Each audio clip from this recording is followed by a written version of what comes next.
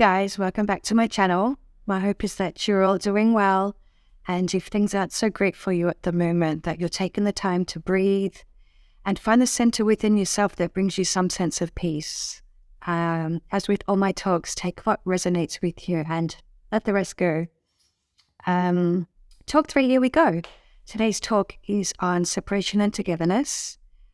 This topic, when reflecting, always gives me the warm and fuzzies.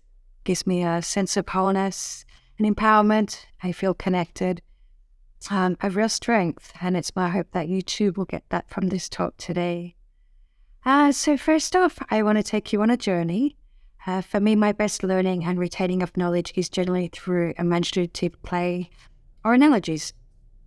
So get yourself all comfy and let's go on that journey. For a moment, I want you to close your eyes, or you can keep your eyes open with the visuals and put on your cape of imagination. Today, I want you to imagine yourself as an astronaut. You're about to embark on a journey to leave the Earth. So you're in your space shuttle.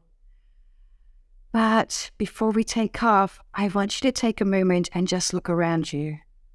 As you're looking around, what can you see?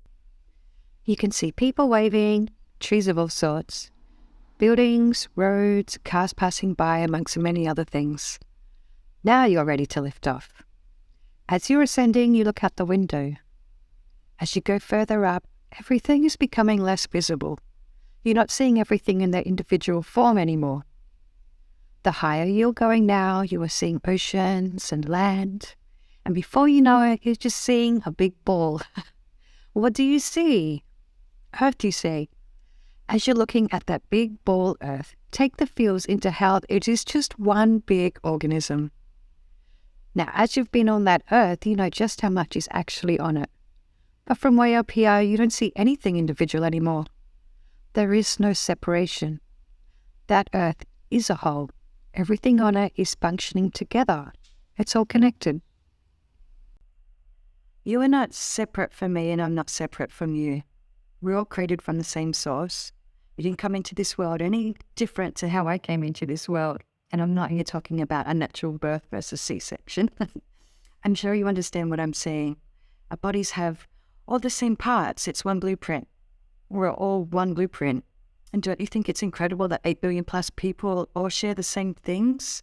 Fingers, toes, eyes, ears, language, emotion, feeling, wake, sleep, highs, lows, freaking incredible.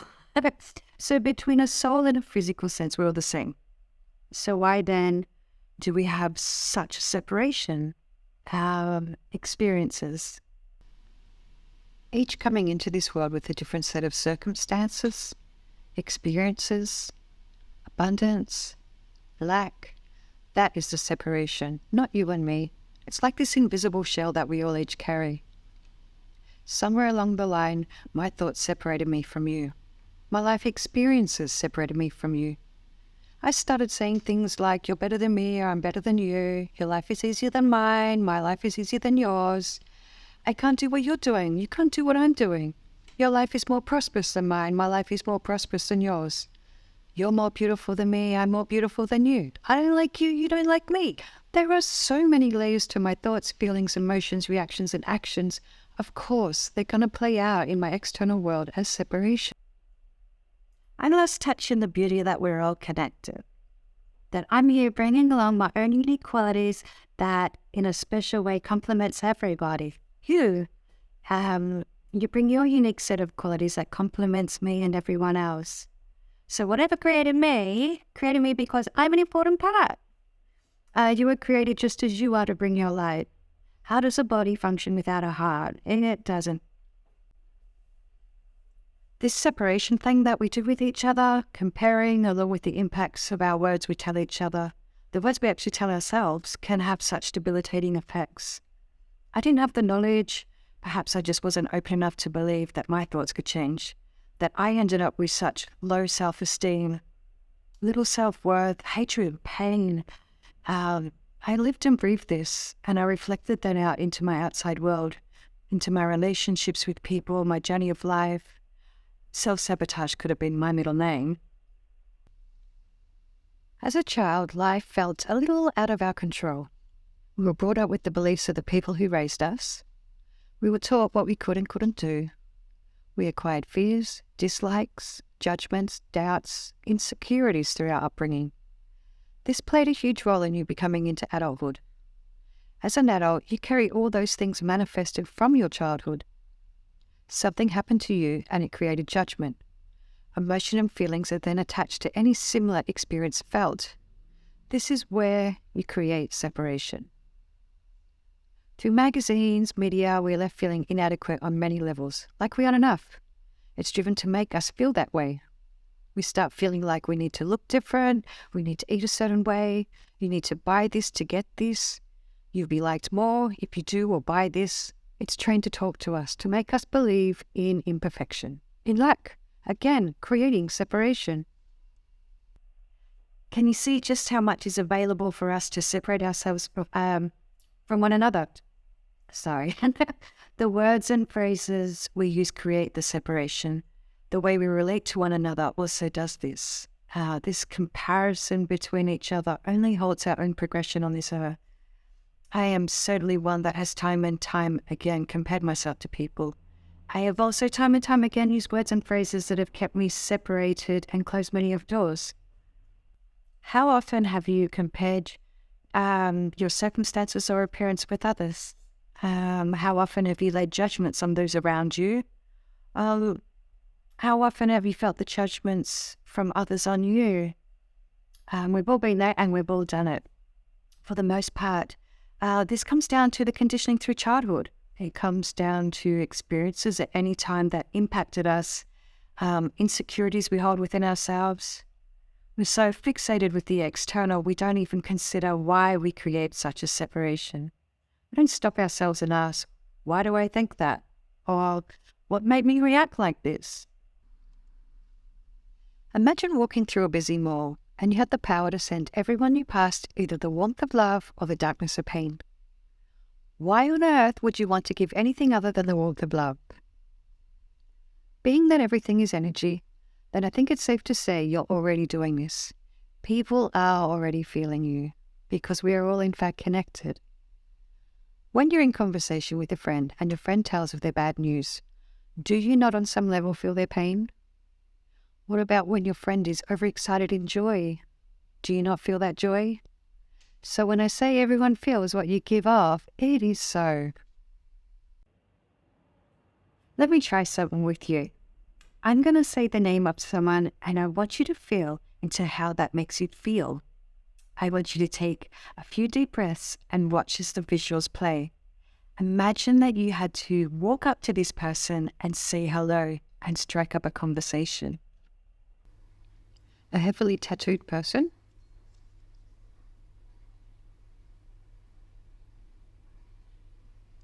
A florist?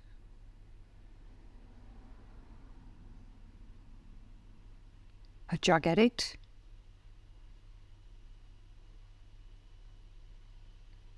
A school teacher? An elderly lady?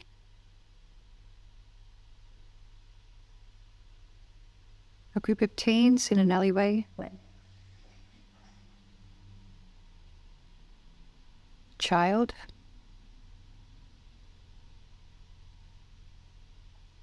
A drunkard person? A cashier?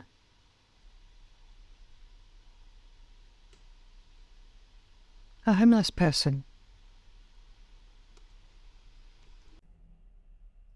How did you feel? Did you struggle to say hello to any of them? Why do you think it is that you struggled? Is it perhaps because you hold judgment, an opinion, a separation, perhaps a trauma? We look on the outside. We certainly can't see someone's inside unless they allow us to see that part of them. We judge people by their actions, how they look, how they carry themselves. We judge by what may have happened to us in our past that would relate something about that person to what happened to us. We individually are responsible for the separation that we create. Do you not hold your own story? Some people fall apart because the pain was too great. Have you not ever felt pain that felt like it crippled you?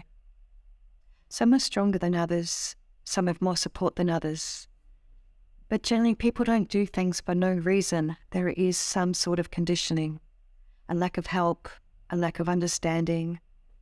And we escalate that separation by our judgments and the energy that we put out.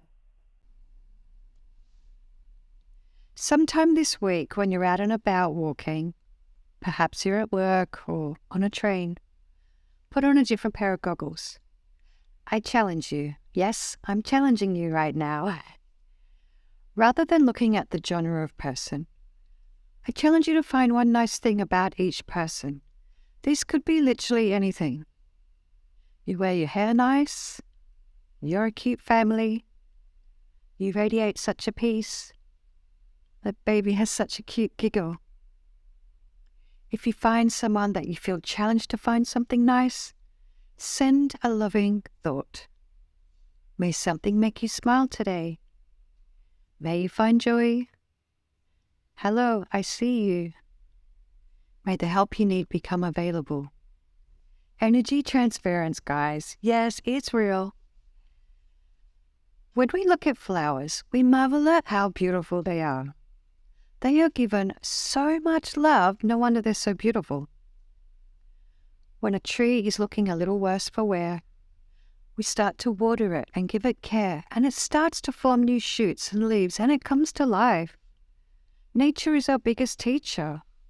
Just as a tree can be brought back to life, don't underestimate how powerful your one beautiful thought given to someone could breathe a light into them.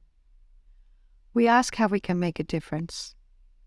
What a simple, beautiful way to make a difference. Sometimes we're selfish with ourselves, being so self-absorbed with our lives, we don't think of other people. My biggest lesson on the impacts of my thoughts came about a few years ago.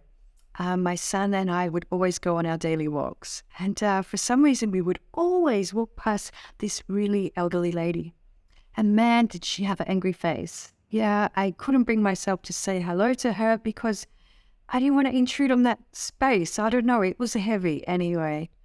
So instead, I decided every time I pass her, I'm going to say something really nice with thought. So, I would walk past her and be like, I hope something makes you smile today, because clearly she wasn't smiling.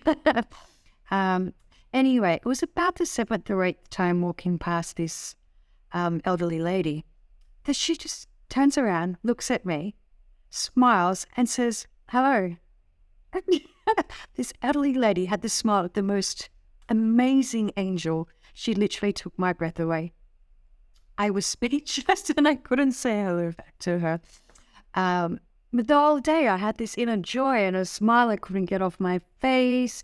And that's when I started really observing my thoughts and the thoughts I give off to other people.